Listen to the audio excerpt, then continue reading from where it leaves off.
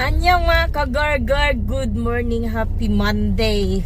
Gumala kami nung Saturday, Chimmy Ops. So,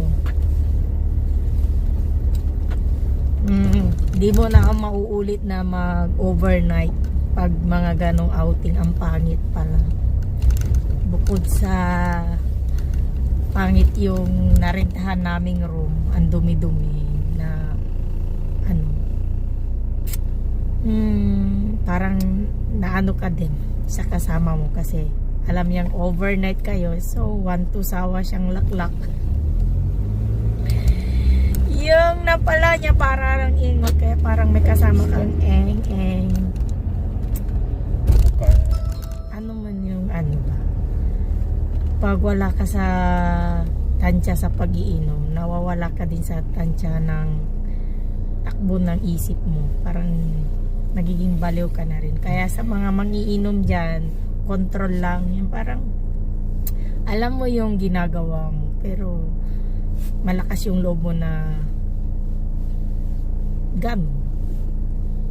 Ang pangit din pala ng nakainom na hindi mo na talaga kaya, tapos nilalaklak mo pa rin ano.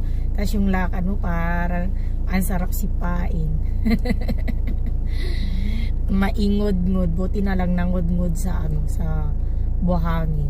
Masaklap, may bato. Kaya very next time hindi na mauulit ang overnight outing. Ayoko na ganun. Pumunta ka ng ano na in-expect mo, pero pangit pala.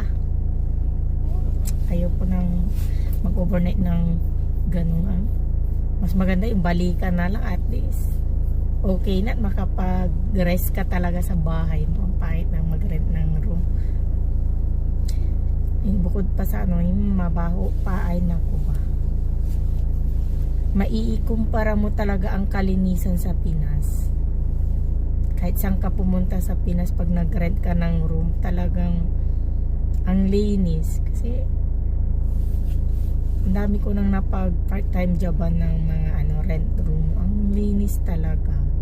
Magagalit yung parang naghihinay ka na, isang gabi lang nila tong tinulugan, ba't papalitan pa, ganun, di ba?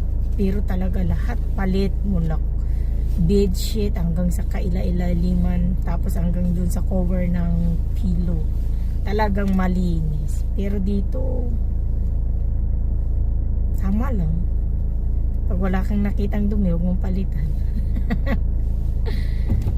Kadya